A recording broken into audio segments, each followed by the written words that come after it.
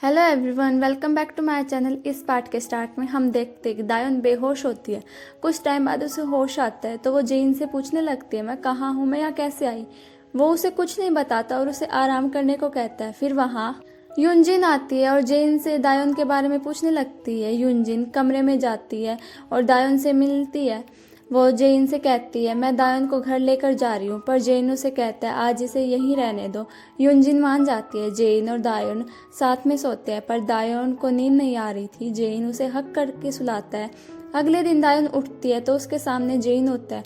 वो उससे उसकी तबीयत के बारे में पूछता है। दायन कहती है अब मैं ठीक हूँ। फिर वो कहती है अब मैं स्कूल जा रही हूँ। नेक्स्ट सीन में जेन अपने ऑफिस में आता है। वहाँ यूनजिन का भाई आया होता है। तभी वहाँ पार्क और तेहा भी आते हैं। जेन पार्क से कहता है मुझे जूही से बदला लेना है, मुझे कोई लीगल एक्शन नहीं लेना। यूनजिन का भाई भी जेन से सहमत था। जेन तेहा से कहता है तुम अपने पापा से कहो वो कोई गड़बड़ी ना करें। दायुन की तबीयत ठीक नहीं होती। वो स्कूल से बाहर आती है तो जेन दायुन को लेने आया हुआ था। फिर वे दोनों जेन के घर आते हैं। दायुन उससे कल रात के बारे में पूछती है। जेन उसे सब बता देता है। दायुन उसे जूही के साथ कुछ गलत ना करने को कहती है। फिर हम देखते हैं कि जूही के पापा पार्क के पास आते हैं और उसे कहते हैं ये बात कहीं बाहर नहीं जानी चाहिए, कोई भी पुलिस कंप्लेंट नहीं होनी चाहिए। जेन को ये बात पता चलती है। तभी कैंग उसके पास आता है और उसे बताता है कि कोई ऐसे सच मॉल के शेयर्स को खरीदना चाहता है। जेन समझ जाता है कि ये सब तेहा के पापा ही करवा रहे हैं। जेन घर आ जाता है और खुद खाना बनाता है। दायोन जेन से घर जाने को कहती है तो जेन कहता है आज रात यहीं रुक जाओ, मैं होटल में चला जाऊंगा। जेन बाहर आ जाता है। फिर उसे याद आता है कि वो लैपटॉप अंदर ही भूल गया है। जेन वापस अंदर आता है। तभी दायोन नहा कर आती है। जेन उससे कहता है मैं बस अपना लैपटॉप भूल गया था, उसे लेने आया हूँ। दायोन घबरा कर वापस बाथरूम में चले जाते हैं। नेक्स्ट सीन में जेन तेहा से फ़ोन पर बात कर रहा था। दूसरी तरफ जेन के अंकल आंटी दादाजी से मिलने आते हैं। दादाजी जेन के अंकल को कमरे में बुलाते हैं। जेन की आंटी जेन की मॉम से कहती है ये सब जेन ने ही किया है। तो जेन की मॉम कहती है ये तुम्हारे पति का किया हुआ है। दादाजी जेन के अंकल को कहते हैं तुमने ये बहुत गलत किया, इसके लिए तुम्हें जेल भी हो सकती है। जूही जेन से मिलने आती है पर वहाँ की एम्प्लॉय उसे अंदर नहीं आने देती। तभी जेन बाहर आता है। जूही उसे रोकती और कहती है मैं एसएच ग्रुप की वजह से तुमसे प्यार नहीं करती, मैं बस वसीयत की वजह से तेहा को दायन को दे रही थी। जेन उस पर गुस्सा करता है और कहता है मैं तुमसे बदला लेकर रहूँगा। जेन के स्टेप सिस्टर ऑडिशन के लिए आती है पर वो सिलेक्ट नहीं हो पाती। वो जा रही होती है। तभी उसकी टक्कर जीसू से हो जाती है। वो उससे हेल्प मांगती है। फिर वे दोनों डांस करते हैं। जूही पार्क के पास जाती है और उससे हेल्प मांगती है। फिर पार्क जूही को दायोन के पास लेकर जाता है। जूही दायोन से माफ़ी मांगती है और कहती है तुम्हारे साथ कुछ बुरा भी नहीं हुआ, मैंने ये सब गलती में कर दिया। दायोन उससे कहती है अगर मैं सच में किडनैप हो जाती और वो सच में कोई क्रिमिनल होता तो। तभी वहाँ जेन आ जाता है। वो जूही को देखकर गुस्सा हो जाता है और उसे जाने को कहता है। दायोन जेन से कहती है मैंने इसे माफ़ कर दिया। पार्क जूही को लेकर वहाँ से चला जाता है। जेन की मॉम और आंटी बैठे होते हैं।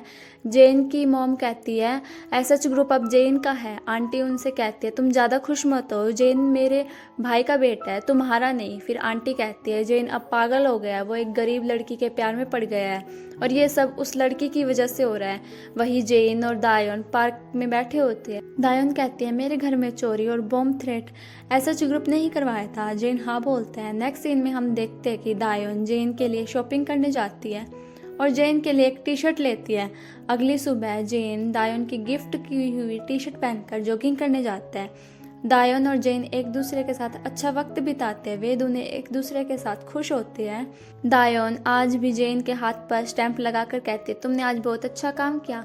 अगली सुबह दायोन के पास जेन की कॉल आती है। फिर कॉन्ट्रैक्ट खत्म होने की डेट देखती है। वो काफ़ी उदास हो जाती है। जेन की मॉम दायोन से मिलने स्कूल में आती है। वो दायोन से कहती है जूही की वजह से तुम्हें बहुत तकलीफ हुई। जेन मेरा खुद का बेटा नहीं है पर मैं उसे खुद के बेटे जैसा मानती हूँ। मैं चाहती हूँ कि जेन एसएच ग्रुप का मालिक बने। दायोन उनकी बात समझ जाती है और उनसे कहती है मैं अभी शादी के बारे में नहीं सोच रही हूँ और अब हम दोनों ज़्यादा दिन तक साथ नहीं रहेंगे। जेन की माँ को दायोन बहुत अच्छी लगती है। फिर वे दादाजी के पास आती है और कहते हैं मुझे आज पता चला आपने दायोन को जेन के लिए क्यों चुना। दादाजी कहते हैं दायोन एक ऐसी लड़की है जो किसी की भी मदद कर देती है और वो भी उसके बदले में उसे कुछ नहीं चाहिए होता। वो अपने स्वार्थ के बगैर किसी की मदद कर देती है। ऐसी लड़की हमें कहीं नहीं मिलेगी। दायोन कैलेंडर में कॉन्ट्रैक्ट खत्म होने की डेट देखकर दुखी हो रही थी। वो जेन के बारे में सोच कर रोने लग जाती है। तभी उसके पास जेन की कॉल आती है। जेन उसे मिलने के लिए बुलाता है। दायोन उससे मिलने जाती है। जेन उससे ट्रिप पर चलने को कहता है। फिर वे दोनों ट्रिप पर निकल जाते हैं। जेन कार में गाने बजाता है पर वे गाने दायोन को पसंद नहीं आते, तो जेन उससे कहता है तुम अपनी पसंद के गाने बजा लो। दायोन जीसू के गाने लगाती है। वे गाने जेन को पसंद नहीं आते। दायोन कहती है हमारी पसंद कितनी अलग है। फिर जेन दायोन का हाथ पकड़कर कहता है हमारे में इतना डिफरेंस है होने के बाद भी हम साथ हैं। अगले दिन दोनों एक बीच पर होते हैं। जेन कहता है हम इतने टाइम से एक दूसरे को डेट कर रहे हैं, अभी भी बहुत सी चीज़ें हैं जो हमें एक साथ करनी है। फिर वे दोनों बीच साइड पर बहुत मस्ती करते हैं और फोटो भी लेते हैं। फिर वे दोनों एक रेस्टोरेंट में होते हैं। दायोन जेन से कहती है हमने अब तक जो नहीं किया वो करेंगे ताकि हमें बाद में पछतावा ना हो। जेन काफ़ी उदास होते हैं। दायोन उससे कहते हैं मुझे ड्राइव करनी है। जेन कहता है जो ड्राइव करता है हमें उससे डेट करना चाहिए और उससे पूछता है तुम्हें कैसा इंसान पसंद है। दायोन कहती है जो बच्चों को संभालता हो, उनको प्यार करे, उन्हें गिफ्ट खरीद कर दे, जो बड़ों का मान करे और उनकी इज्जत करे। जेन कहता है ये तो मुझसे बिल्कुल अपोजिट है। फिर वो कहता है मैं बस अभी आया और वहाँ से चला जाता है। फिर वो वापस आता है और दायोन को गिफ्ट देता है। वो एक नेकलेस लाया होता है। जेन दायोन को वो नेकलेस पहना देता है। दायोन बहुत ज़्यादा खुश होती है। हम दादाजी को देखते हैं। वो कांग से जेन और दायोन के कॉन्ट्रैक्ट की लास्ट डेट पूछते हैं। फिर कैंग वहाँ से चला जाता है। तभी दादाजी की तबीयत खराब हो जाती है। वो दवाई लेते हैं और रूम में चले जाते हैं। रूम में जाते ही वो गिर जाते हैं। दायोन और जेन होटल से निकल कर आते हैं। तभी जेन के पास उनकी मॉम की कॉल आती है।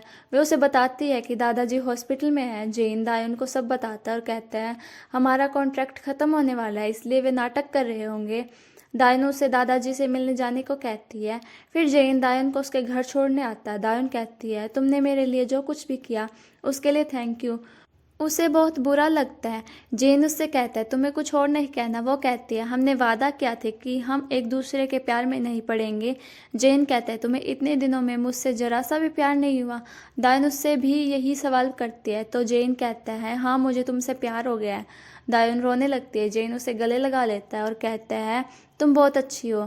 जेन हॉस्पिटल आता है। डॉक्टर कहते हैं ये सही हुआ कि उन्होंने सही टाइम पर दवाई ले ली। जेन को बुरा लगता है कि वो ये सोच रहा था कि वे नाटक कर रहे हैं। जेन ऑफिस में होता है। उसका काम में बिल्कुल भी मन नहीं लग रहा था।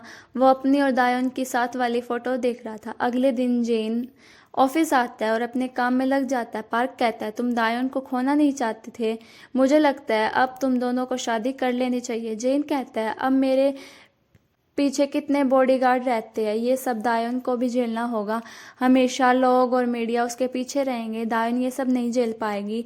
मैं अपने कामों में बिजी हो जाऊंगा और उसे वक्त नहीं दे पाऊंगा। वो अकेली हो जाएगी। ये सब जानते हुए भी मैं दायोन को कैसे पूछूं कि वो मुझसे शादी कर ले। दायोन रास्ते में होती है। वही वो जेन की न्यूज़ देखती है। दायोन घर आ जाती है। वो बेहोश हो जाती है। यूनजिन तभी दायोन के घर आती है और दायोन को गिरा हुआ देखती है। यूनजिन अपने भाई को बुलाती है। उसका भाई आता है और दायोन को चेक करता है। वही जेन अपने दादाजी के पास आता है और कहता है मैंने दायोन से ब्रेकअप कर लिया और रोने लगता है। अगले दिन यूनजिन दायोन को देखती है। वो अभी भी बेहोश थी। यूनजिन गुस्से में कहती है अब मैं जेन को मारूंगी। तभी दायोन उठ जाती है। जेन ऑफिस में होता है। उसके पास उसकी आंटी की कॉल आती है। वो उसे उसकी बहन के बारे में बताती है। जेन अपनी बहन को लेने जाता है। वो आ जाती है। जेन उसे डांटता है। फिर जेन और उसकी बहन होटल आती है। वहाँ यूनजिन भी आई होती है। वो उसे देख लेती है और उनके पास जाकर कहती है तुम यहाँ मज़े कर रहे हो और वहाँ दायोन बहुत बीमार है। नेक्स्ट सीन में जेन दायोन के घर के बाहर आता है। दायोन बाहर आते हैं पर तब तक जेन चला जाता है। जेन अपने काम में बहुत ज़्यादा बिजी हो जाता है। जेन से नहीं रहा जाता और वो उसके स्कूल आता है पर वो बाहर ही रहता है, अंदर नहीं जाता। फिर वो चला जाता है। दायोन बाहर आती है और जेन को याद करके उदास हो जाती है और यहीं पे ये पार्ट ख़त्म हो जाता है। मिलते हैं नेक्स्ट पार्ट में। तब तक के लिए बाय बाय।